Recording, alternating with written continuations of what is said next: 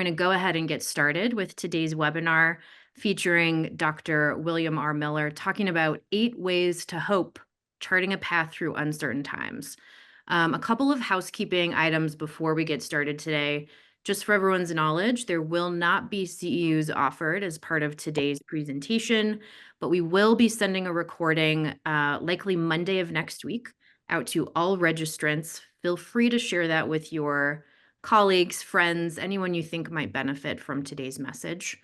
We'll also be providing a link to Bill's book and some other helpful resources as part of that email. But I'd like to go ahead and introduce our incredible illustrious guest this afternoon, Dr. William R. Miller, or Bill. Bill is an emeritus distinguished professor of psychology and psychiatry at the University of New Mexico. He earned his PhD in clinical psychology from the University of Oregon. And in 1983, I think we all know this fact about Bill, he introduced motivational interviewing, a widely embraced counseling approach. Bill has written 66 books. Bill, does this one make 67? It does, yes. Okay, 67 books translated into 28 languages, along with over 450 scientific and professional articles and chapters.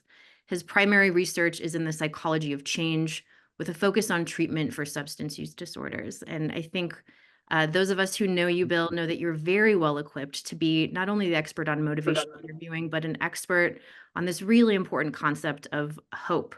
So it is with great pleasure that I'm going to turn the time over to you to share a little bit more about 8 Ways to Hope. Welcome. Thank you, Valerie. This journey started for me a little over 2 years ago. And the editor at Guilford Press said, given everything happening in the world, we need a book on hope. Could you write a book on hope? I said, well, I don't know if I have something new to say, but let me read. So I began reading voraciously. And as the title reflects, what I discovered is that it's not a unitary, monolithic thing, but actually I found 8 interrelated human experiences, all of which have to do with anticipating a better future. And as we'll see when we get to the end, this gives you a menu of different ways that you can explore possible hope with yourself or with your clients. I start with a story. Of all the wedding gifts that the couple received, it was certainly the strangest. It was a big earthen jar, sealed tightly at the top, accompanied by a message that said, never open this jar. Now, of course, you know what happened. Curiosity prevailed, and in opening the jar, out came all sorts of evils inflicted upon the world, and you'll recognize probably the story of Pandora. But what you may not know is that in the 16th century, a fellow who was translating the story mistranslated the word for jar. It's pithos in Greek, and he translated it as box. And for 500 years, we've been talking about Pandora's box, even though there never was a Pandora's box. We had a governor of New Mexico who garbled it still further when he said, well, that opens up a whole box of Pandoras. And I think he probably thought they were cigars. I don't know. But what's often left out of the story is a fascinating detail, which is after all the evils had escaped from the jar, what was left inside was one thing: hope. Hope is what we do when we're not certain what's going to happen.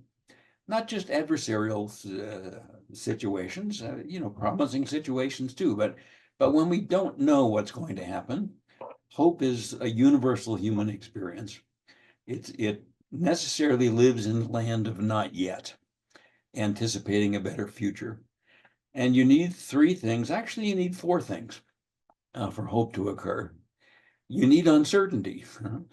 In addition, you need to have an object or a goal, something you're hoping for. You need to want it, because we don't hope for things we don't want. And you need to think it's at least possible. Even if the possibility is pretty small, it has to look possible. You don't hope for what's impossible. As I said in the book, you don't hope to talk to Cleopatra, it's not going to happen. And there's another universal human experience that also lives in the same land of not yet and thinking about what could happen, and it's fear. And in a way, it's the opposite of hope, but not quite. Hope expands our horizons, helps you see more possibilities. Fear shuts us down and contracts possibilities. And so these two kind of work against each other or suppress each other, but it's also possible to experience them at the same time, to feel hope and fear simultaneously. There is now a huge science of hope, which I didn't know. This is one of the main things I learned in reading hundreds of articles. In 59, Carl Menninger was saying, there's no research at all on hope. This is important, and the journals are silent, and the shelves are bare. But believe you me, it's not true any longer. There are now hundreds of studies in all of these fields and more, looking at the effects of hope, which are generally quite benevolent. And interestingly, people who are high in hope have a number of other characteristics. They seem to be better at solving problems. They experience a higher quality of life, even when things are not going well. They're more resilient and more persistent. They can transcend and get beyond the present moment. At work, they're more engaged, they're more happy, they're satisfied, and they're actually usually better at their work. They find greater meaning and purpose in life. They tend to be more creative people, more adaptive people, and in whatever sphere, in school or in work, higher achievers. They recover more readily from a disability, and in psychotherapy, they have better outcomes. So all of these things are associated with having higher levels of hope. And there can be a downside, and we'll talk about that. But in general, you can choose from at least 8 ways of hoping, and that's what I'm going to be talking about quickly here. The first of those is desire. As I said, you have to want something in order to hope for it. And here's another ancient story. Pygmalion, the king and sculptor, who sculpted a woman so beautiful, he fell in love with her. And he would bring her gifts. And he created an elaborate bed for her to sleep on, and he would kiss her every day. And then on the feast day of Aphrodite, he went to the temple in Greece and wished for a wife as beautiful as his sculpture. That was what he wanted. If you know the story, or even if you don't, when he came home, he kissed the sculpture again, and it felt different. And he kissed again, and the lips were soft and warm, and she came to life. A little like our modern story of Pinocchio. You know? So his intense desire brought her to life. Now, Pygmalion gave his name to an effect in psychology, which is self-fulfilling prophecies. What you get is what you see. You know?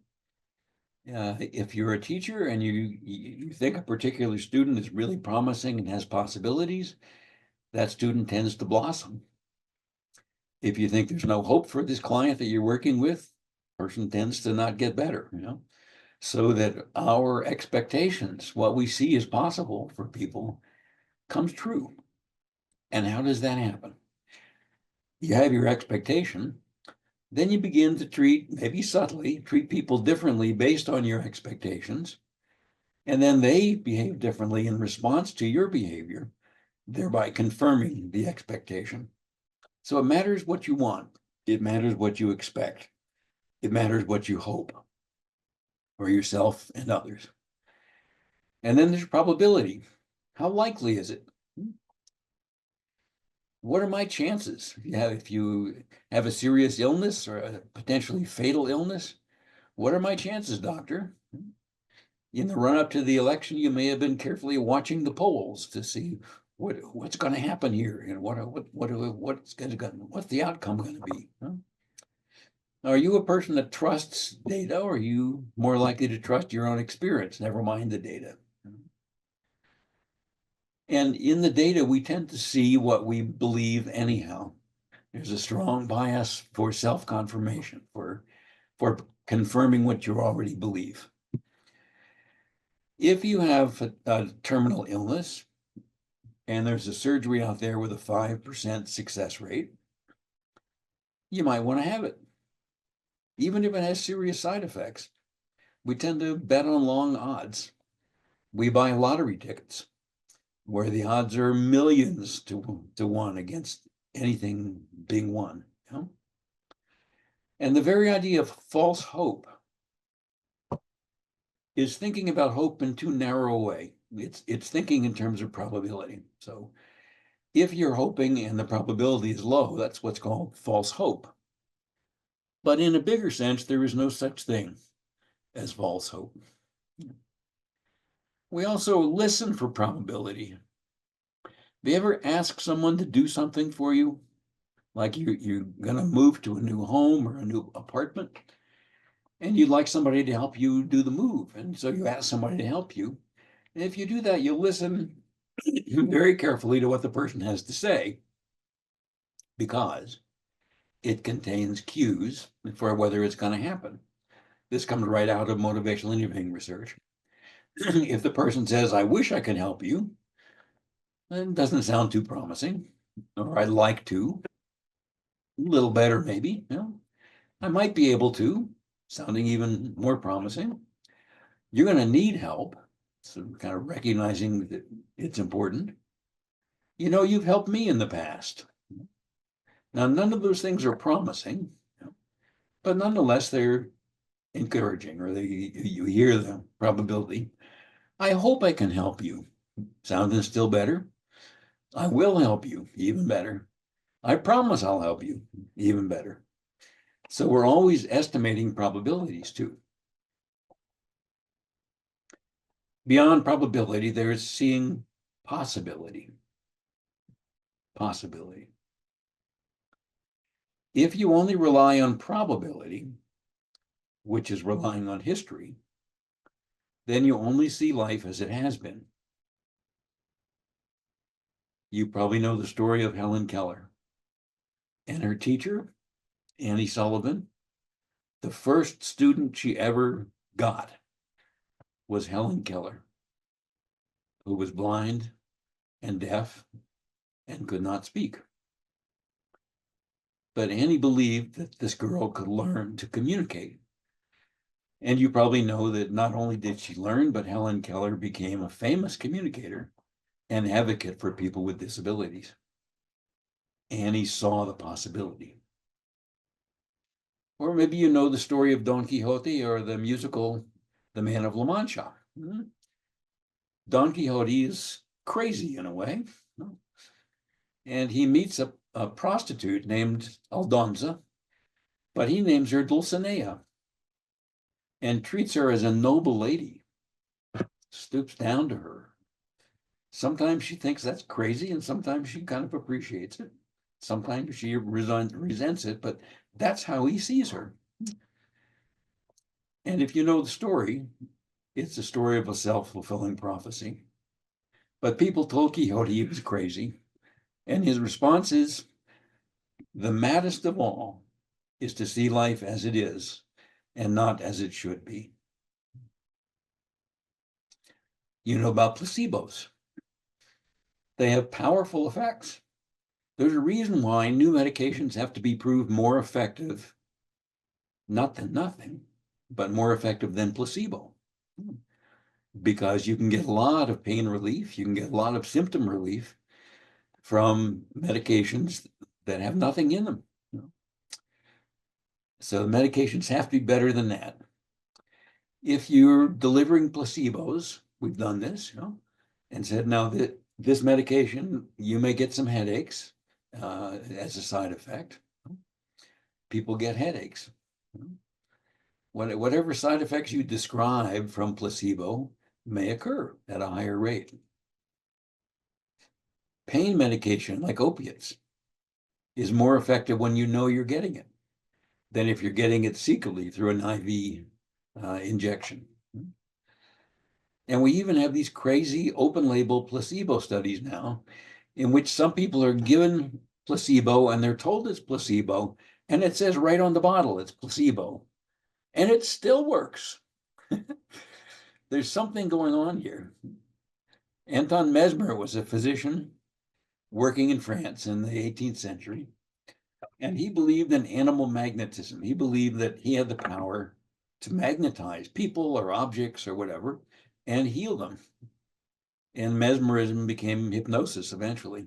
But what you see here on the left is what was called the bucket, or the big bucket, and it had rods sticking out of it. And he said, this whole thing is magnetized. So put the rod against your leg or whatever it is that is ailing you, and you'll be healed. And people were. He was getting really famous because people were finding relief from all kinds of maladies. Well, the king got a little suspicious, Louis XVI, and he appointed what I think was one of the first committees to investigate scientific fraud or medical fraud from the Faculty of Medicine, University of Paris. And at the time, there was a visitor in Paris named Benjamin Franklin. And the king appointed Franklin to head this commission. And Franklin was clever in so many ways. He developed some experiments. One was to blindfold the patients and then tell them, or not tell them, that there was a mesmerist there magnetizing them. And then there would be, or would not be, a mesmerist there magnetizing them. So they might have one of Mesmer's disciples there working on them, but the person couldn't see them. And they might know or not know that the person is there. So the question is what's healing them, the magnetism, or thinking that the person is there? And it turns out it was believing that they were being magnetized, whether or not there actually was a mesmerist there. Second experiment, there was a big walled garden with trees in it. And Franklin had Mesmer's disciples go into the garden and magnetize certain trees because they believed they could install this animal magnetism in a living object. And then if someone touched that object, they could be healed. So then the mesmerists left, and Franklin led a bunch of patients into the garden to hug a tree. Just pick a tree and hug it. And a lot of people got better, but it had nothing to do with whether they were hugging a magnetized tree. So Franklin, in what's now a pretty sophisticated design called balanced placebo, demonstrated that it was not animal magnetism that was healing people. And in fact, Mesmer was driven out of Paris and shamed. But a lot of people were cured. A lot of people were benefited. And Franklin acknowledges that in his report, that many people received remarkable recovery. And he says, I think it was due to hope. What about optimism? This is like a personality characteristic. It's not hoping for something in particular. If you're an optimist, in general, you expect things are going to turn out well, at least in the long run. Now, there's passive optimism. You don't have to do anything about it. All will be well. Things will just turn out okay. And then there's active optimism, agency, believing that you can do something that will turn out well. And optimism is associated with a whole host of happy outcomes, the ones I told you about at the beginning. Optimistic people have better mood, better morale. They're more popular. They're better at solving problems. Their health is better. They live longer, literally live longer, are more resilient, are higher achievers, are more creative. So optimistic people have a lot of other positive traits. Now, there can be a downside, as I mentioned. You can be disappointed. So if you absolutely want to avoid being disappointed, don't be an optimist. Or you can be complacent. I got this test. I don't need to study. That's not so good. Underestimating risk. Not wearing your seatbelt, not doing things you need to do to be safer. There are a whole variety in history of military disasters, like Pickett's charge at Gettysburg, attributed to overconfidence, just assuming that you're going to do well. Same thing in business. And you may explain away your failures and not learn from them if you're too optimistic. But in general, optimism is a really, really positive thing. And I think there's a sweet spot in between being too optimistic and being pessimistic. Number 5, trust as an object. You're trusting a person or an object. You're trusting a ladder that you're going to climb. You're trusting a friend, whatever. Erik Erikson thought that in the first 18 months of our life, we had experiences that kind of convinced us either the world is generally a trustworthy place and a safe place, or it's not. You know? And that can stay with you over time. But it's also possible to have corrective emotional experiences, to have experiences with a therapist or other places in life that help to undo those early experiences. Fascinating one for me was working with Monty Roberts, who's the original horse whisperer. Monty can take a horse that's never been ridden and on average have a rider on its back in half an hour with no violence and no bucking. And I've seen him do it. And he travels the world doing this. He came to Albuquerque. People brought in horses that had never had a blanket on their back, gave them to Monty. Monty took it into a round pen like this. And within half an hour, there was a rider up there. It's like wizardry, but he can teach people how to do it. It's not magic, but it's a way of communicating with a horse that conveys trust. I had that experience of standing in the round pen with a horse I'd never met, with Monty up on the balcony telling me what to do. And the horse is galloping like crazy around the outside. And he said, now make eye contact with the horse. So I looked the horse in the eye as it's running, and it ran faster. And they said, now let your eyes drift back along the flank of the horse. So I did that, and the horse slowed down. So what's going on? He said, predators look horses in the eye. That's not something that feels safe to a horse. Oh, okay. There's a lot to it, but at one point he said, now on the next round, when the horse gets to 2 o'clock, 12 is right in front of you, 2 is over there. When the horse comes around to 2 o'clock, what I want you to do is just turn your back and walk into the center of the ring. I said, okay. So I did that. And immediately I heard the horse stop running. It's interesting. So I'm standing there and wondering what happens next. And Monty said, okay, now look over your shoulder. And there was the horse's nose.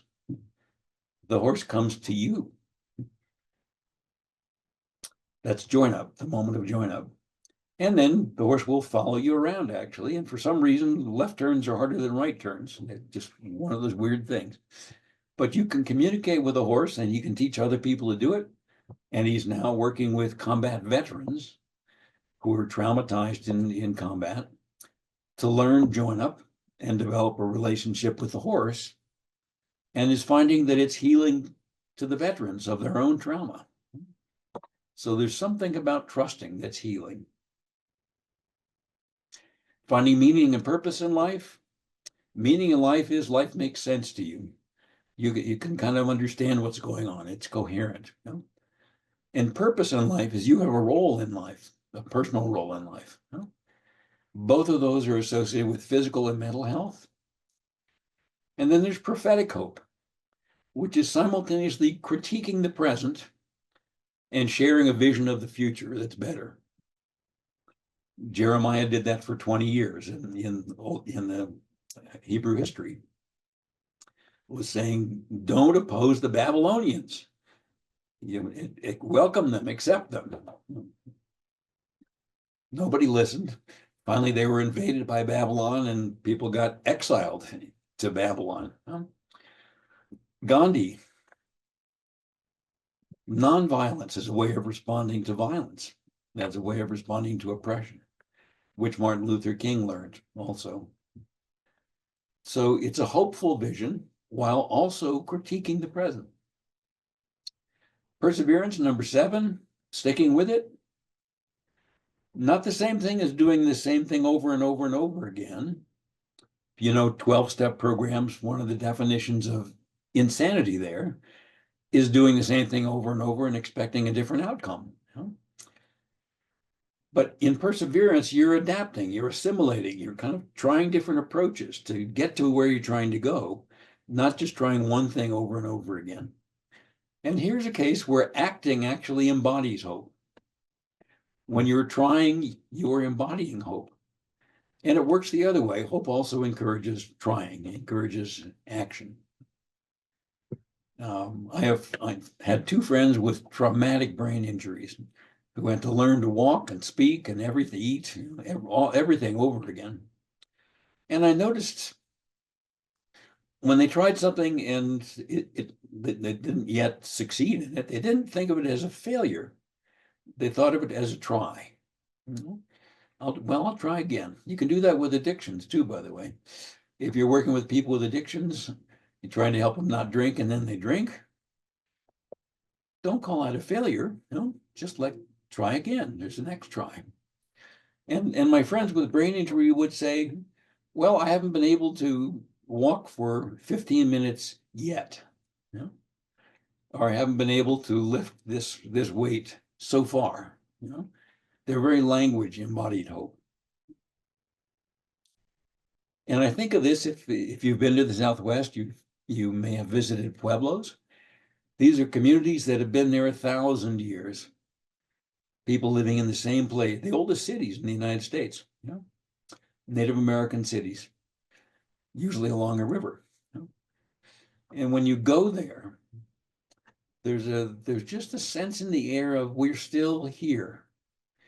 We're still here, in spite of attempts to exterminate them, diseases that were ravaged villages, dramatic changes in climate, all kinds of things, and yet we're still here. And if you visited, you may know there are dances on the pueblos. You can go and visit them on some of the feast days and actually observe the dances, ceremonial dances happening, and they draw lots of tourists. And for the most part, it's sunny in the Southwest, but now and again, there's a downpour. Clouds come over and it just buckets down. And when that happens, the tourists scatter. But the dance continues. It, to me, bespeaks the very endurance that the pueblos mean. And finally, there's a hope beyond hope. When all the other kinds of hope are not there, there's no other reason for hope, you can choose to continue hoping. It's refusing to succumb to hopelessness, to helplessness, to despair, to cynicism. Here's a quote from Viktor Frankl, who survived 4 Nazi death camps. And he said, we remember those who walked through the huts comforting others, giving away their last piece of bread. There may have been few, but they offer enough proof that everything can be taken from someone except for one thing, the last of the human freedoms, to choose your attitude in any given set of circumstances, to choose your own way. These were people in the most terrible circumstance, practicing and conveying hope. You may have heard of the cellist of Sarajevo, when the capital of Bosnia was bombed and public buildings destroyed. This fellow went into the ruins. Here he is in the ruins of the National Library, playing his cello, taking his life in his hands. There were snipers around, He was best known for Albinoni's Adagio in G minor, but beautifully playing his cello in the midst of devastation. A witness for hope. It can be imagining a horizon beyond your own lifetime. We heard this from Martin Luther King in the last speech he ever gave. He's drawing on the language of Moses. I've gone up to the mountain and I've looked over and I've seen the promised land. I may not get there with you. And he didn't. He was killed the next day.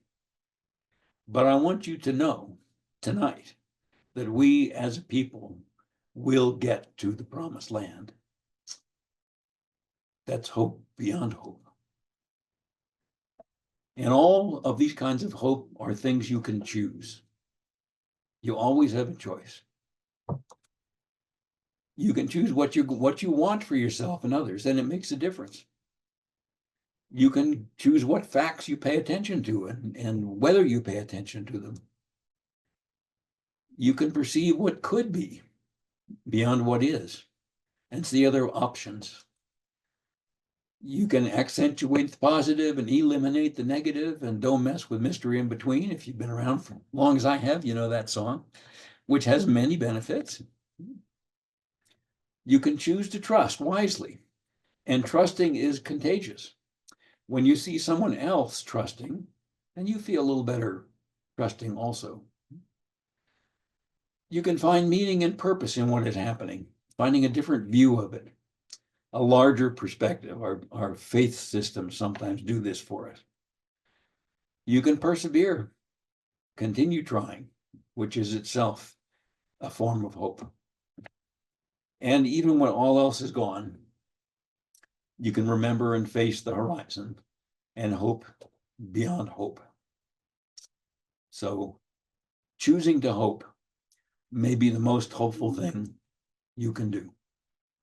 And as I finish the book, with a blessing from Nelson Mandela. May your choices reflect your hopes and not your fears. Thank you.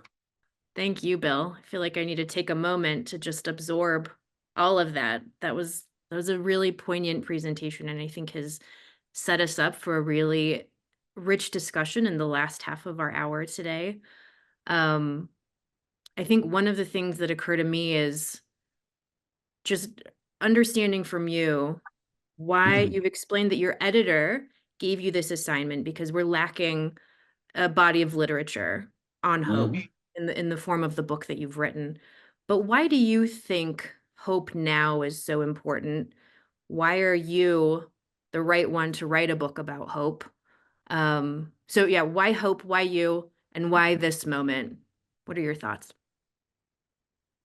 Well, you have to read it and see if I am the right one. I don't know, Well, I think but so. with absorbing this enormous literature, which I didn't know about, I had no idea how much we knew about hope. And so many different thoughts, so many ideas from so many centuries. This has been around a long time. I mean, this is us. This is human nature, and so is fear, by the way. Uh, but choosing to see a better future and to do what you can to move toward it is, I think, the best of human nature. And in uncertain times, it's what we need to be doing. So, I mean, that's why the editor asked me to think about this. And it's what I found in the process of working on it. That wow, we have this whole fan of different kinds of hope, a whole array of different kinds of hope. So when you're working with a client and you're hoping to evoke some hope in them, that's what you want to do. You've got a menu. It's not just probability. There are 7 other ways that you can explore that are hopeful, that have to do with facing a better horizon, and true for yourself as well. When you're feeling, dreadful or you're not seeing much hope, well, that may be true probabilistically, but probability is such a small piece of the picture of hope, that you've got a variety of other ways to go. And people like Gandhi and Martin Luther King, in spite of the present reality, chose to live against it. Elie Wiesel, whom you may know, survivor again of concentration camps, has lost his faith. I mean, he was devastated by the experiences of the death camps. But over time, if you read his books, he kind of comes to a place of, well, how do you live then when such evil is in the world, when it's possible for that to happen?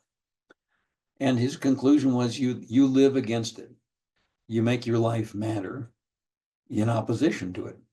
And that's what you do. You know? So again, he refused to accept and succumb to helplessness and hopelessness, and to make his life matter on the other side.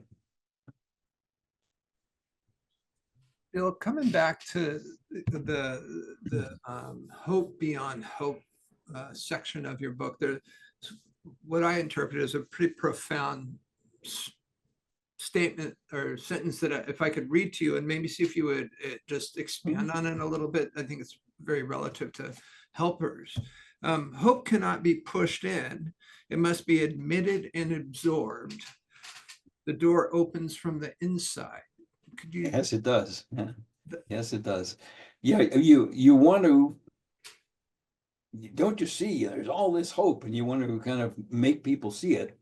There's a parallel to motivational interviewing here too, you know. But the door does open from the inside. You can evoke hope, but you can't install it, you know. You can share your own perspective. You can, even better, interview people about all the possible kinds of hope, and find what lights up for them, you know, and call it forth.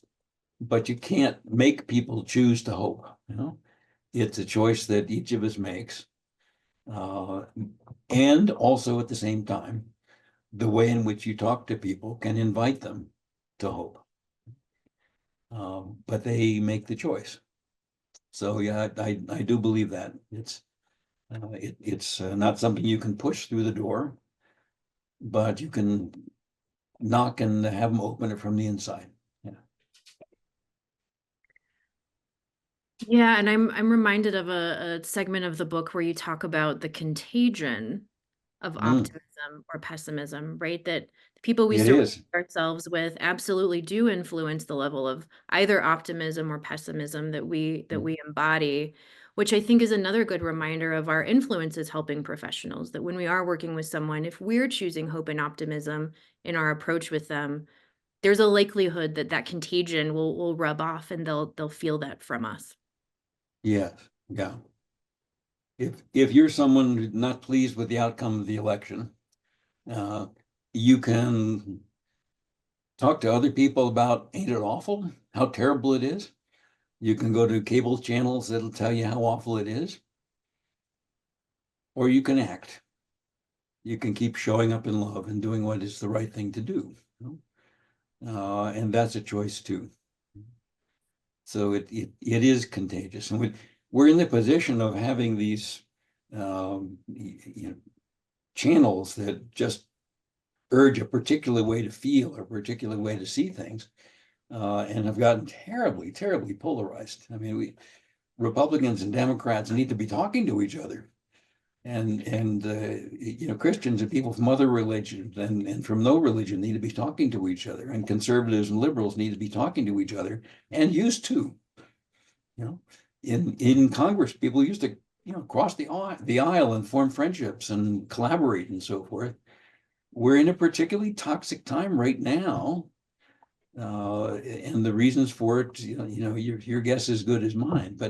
But seeing people with different views as the enemy, wow, you know, that's not going to go anyplace good, because we're going to get there by talking to each other and finding where we can do together. You I'd like, described, oh, sorry, go ahead, Scott.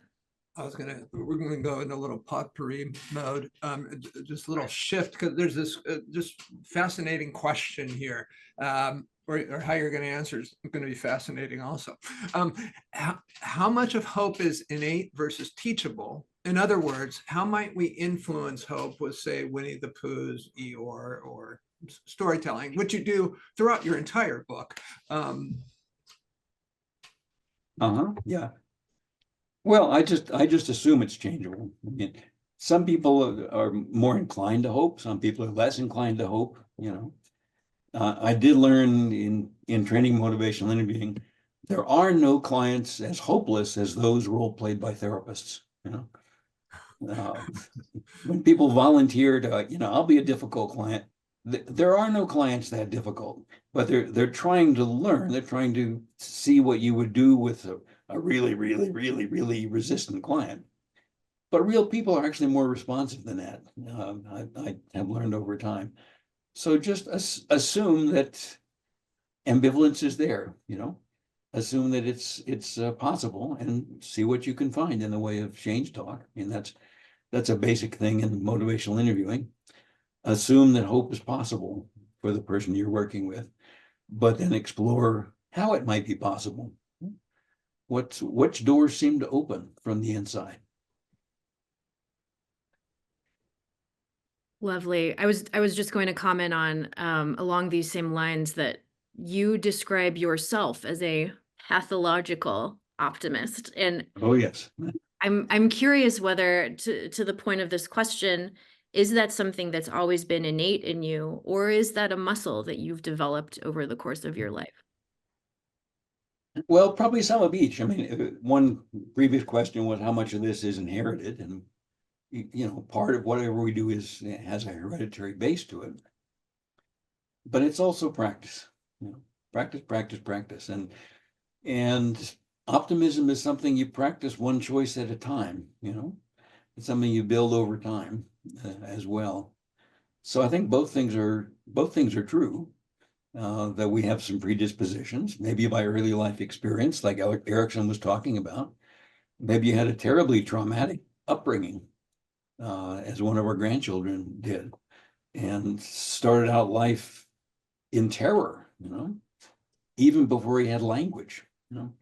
Now that leaves you with a heritage that needs to be overcome over time, but nonetheless, it's possible. And as professional helpers, our role is to see that it's possible, and to explore how it's possible, and not push it through the door, but find the client's own wisdom, because that's where the answers are. And the person sitting across from me, I'm not an expert on anybody else, but they're experts on themselves. And so we need to have a conversation about it and figure out, where's the yellow brick road? I mean, where's the path that goes in the right direction here? And I don't know the answer to that. I've said that motivational interviewing is like improvisational theater. You never know what to say until your client speaks, and that's what you're responding to in the immediacy of it. So it's following and guiding both simultaneously. Yeah. I had a really profound experience a few years ago walking through a restrictive housing unit in a high security prison, Mhm. interacting with some of the gentlemen on the unit, and one of them, an older gentleman, looked me in the eye and said, "Thank you for bringing your smile to this place. Mhm. It's brought sunshine and light into my day." And that was obvious, that was very moving for me, but I think it said more about who this gentleman was and his ability to see light in dark places or in challenging settings and times.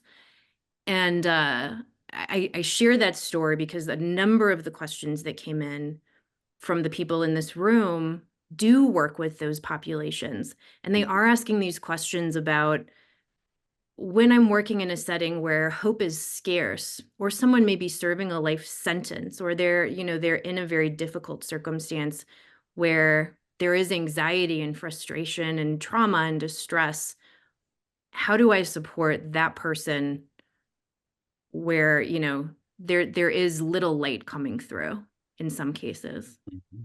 What do you say to that?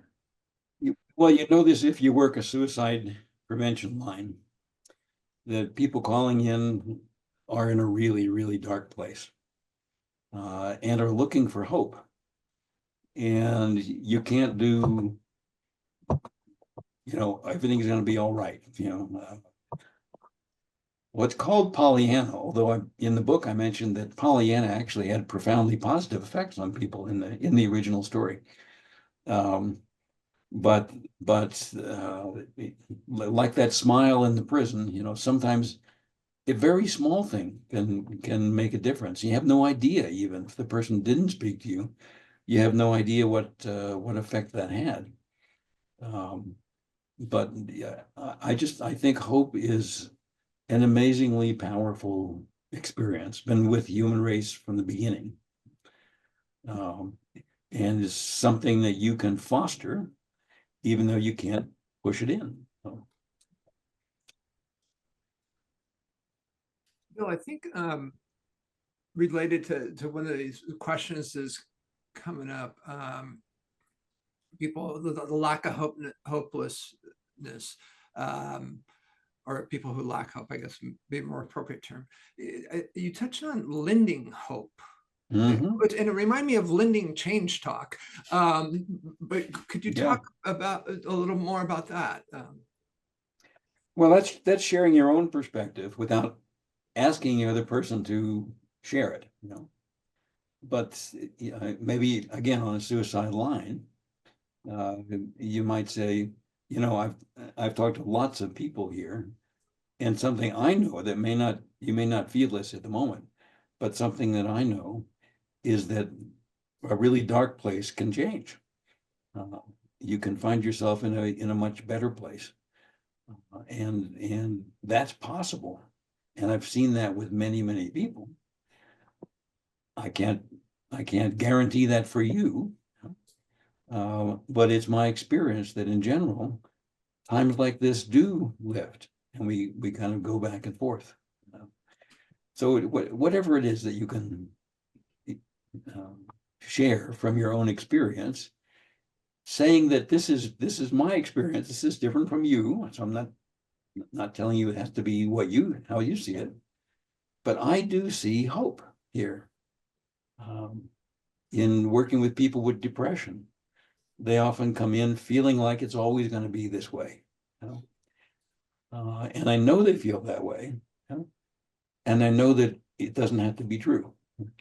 I know that there are things that we can do together that will help you come out of that darkness. But it's hard to see at the moment. It's hard to get inside it at the moment, in part because that's a part of depression. It just shapes how you see the world at the moment. So that's the sharing hope thing of just an outside perspective to consider, you know, someone else's view of the situation here. Related to this, there's a really good question here in the chat about whether there are certain kinds of hope that tend to be more or less accessible to clients who have felt hopeless for a long time. So you describe having this menu available to us and getting curious with the clients that we serve. But is there a starting point that you have found to be especially helpful here? You never know. You don't know which of these will light up. And so you're trying them. You're just kind of exploring different avenues here. But it's not that, you know, number 6 is the one, usually that's the place to start, you know. Your trust, that's the one to start with. Well, it may not be for this person. You know. Trust is not the way they're going to go, but they will light up to seeing meaning in what's happening to them. You know? So you just don't know ahead of time, and unknowing is okay. Actually, unknowing is comforting in many ways. That you know, I'm not an expert on you, but together we're going to figure this out. You know? So that's where I start, with a beginner's mind, with a background of, we got a nice palette of different kinds of hope to explore here, but I don't know which of these colors for this person is going to be pleasing. Which of these colors will begin to light up their life. And this is where I think you've touched on this a bit throughout this hour, but the connection between your work and motivational interviewing, and this idea of digging in with somebody and getting very curious about which form of hope may be the most helpful. Yeah. Yeah, but because they will know more than I do, actually. Yeah. And I need their expertise. I have expertise too, but when we're talking about someone's life and changes that they may make in how they live their life, I need their expertise too, because they literally know more about them than anybody else does. So just going back to this idea of how do we help instill hope in others, particularly if we're working in helping professions. One thing you talk about in the book is the ability to see multiple possible futures. And I was thinking Mhm. about this in the context of we talk a lot about social determinants of health, right? Making sure that someone has access to resources and a healthy living environment in order to foster positive change. So I wonder if you have any thoughts on the link between helping someone access needed resources and get into a healthy environment in order to open up that brain space to actually see some different possible futures. Since when you're kind of living day to day, that can become a challenge. Yeah, yeah, yeah. How to do that is there's not a single technique that's gonna do that. In motivational interviewing, I talk about one thing I've done with clients is have them write themselves a letter from the future. So some clients can do this and some won't go with it, but can you imagine yourself 5 years from now or 10 years from now? And these things have changed, you know. Now you're living in a house, and I don't know, maybe you have a family. I don't know what all has happened, but you're no longer stuck in this depression. You're no longer stuck in this addiction. It's behind you. And from that future place, you have a much more compassionate understanding of yourself. You know what it's like to be you now because you were you then. But from this future perspective, what would you say in a letter to yourself now to be encouraging, to help see beyond this present moment? And the most amazing stuff comes out sometimes. Now, again, not everybody can do that. So you just try out things to how can you help people see alternative futures? Uh, but imagination is the general tool. And as people begin to envision and imagine a different future, it also starts to become possible. Um, well, Scott, you tell me if you have more questions. I was going to pose, there's two very related questions here in the chat about the difference between hope and simply being positive or positive thinking. Hmm. Well, one difference I would see is what Steve Rollman calls strengths glasses. That you're wearing lenses that see what's good in people, that see what strengths they have, what positive traits they have.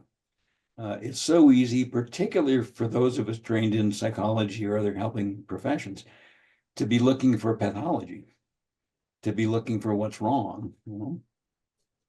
And of course, that has a place. But you can forget to be looking for what's right. You can forget to be looking for what's good about this person. What have they learned in their lifetime that is useful to them? What strengths do they have? Where are they deep? Do they have a faith system that helps them? You're just exploring the possibilities. And so that's a little different from hope, but it's looking for what the person is doing right, doing well, and what skills and abilities and positive traits they have. So uh, that's kind of optimistic in a way, but a little different and easy to forget to do when you're a helping professional and trained to look for what's wrong. Right. Remember to look for what's right. When the person comes back, having been sober for 4 weeks, and then they drank 2 days this week, and they feel terrible. Do you focus on the 2 days or do you focus on the 5 days? Oh, wow. So there are 5 days this week when you didn't drink at all. How'd you do that? So it's looking for the positive, accentuate the positive. It's not the only skill, but it's one so easy to forget.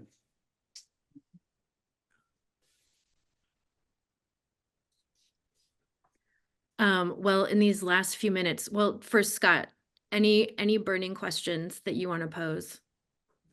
This isn't so much a question, but just in reference specifically to the book, which I actually did read cover to cover with highlights and tabs. Thank But you. and like all of your books, I haven't read every one of them, but they all have this powerful engagement effect on the reader. And I truly mean that, whether it's motivational interviewing, effective psychotherapist, or we have even treating addiction, which is a borderline textbook. They're profoundly engaging. And what's interesting and struck me about this book, we have mention of Taylor Swift, Pygmalion, Michael Jackson. Out of the blue, we hear about raccoons, Don Quixote. The line in the book, Dream the Impossible Dream, which is actually, if you think about it, Andy Williams in a song called The Quest from probably the 60s or maybe the 50s, which is, may or may not be on your listening list. But then the reference to Greek mythology and George Bernard Shaw and My Fair Lady, and just this profound mix of ways to connect and understand is just so demonstrated just so wonderfully throughout the entire book. It's just, anyways, it just makes it so engaging. I mean, part of it is having lived for 77 years, and I just have a whole variety of experiences. You're 77? Oh yeah, I am. Yeah. And having a liberal arts education. I mean, having being exposed to this breadth of things that I had no clue about in high school, you know. So and I've had those benefits too. But I use metaphors a lot in writing and in therapy, also in counseling. And the question is, what metaphor will this person understand? And when I'm writing a book, I know I'm writing to a lot of different kinds of people. So I tend to use a variety of different metaphors, allusions, quotes, you know, knowing some will land and some won't land. But I always try to write like I'm talking to people. And I think that's an important thing in writing, that you're not writing in the abstract. You're writing to real people who are reading your words and trying to understand and work something out. And so I have that sense of relationship as a writer also. So, you know, that combination of things of knowing I'm writing to real people and having had a lot of different kinds of experiences, trying them out to see what lands. You might say you use a person-centered approach in your writing style. I try to, yes. Yeah. Well, I think we're about at the hour. I just want to say thank you so much, Bill, for taking the time, taking this hour to share all of your learnings, a sample of your learnings on 8 Ways to Hope. Obviously, there's an entire book that hopefully everyone here can dig into and continue their learning. There it is. Scott, thanks for showing that up on the screen. We will send a link out via email to everyone so that you can place that order of the book. I want to wrap up by reading one more quote. This is a quote by Dr. William R. Miller. This isn't one of the third-party quotes that you have peppered throughout the book, which is that we live in a distressing, dismaying, even frightening world. Hope is a good way to live in that world.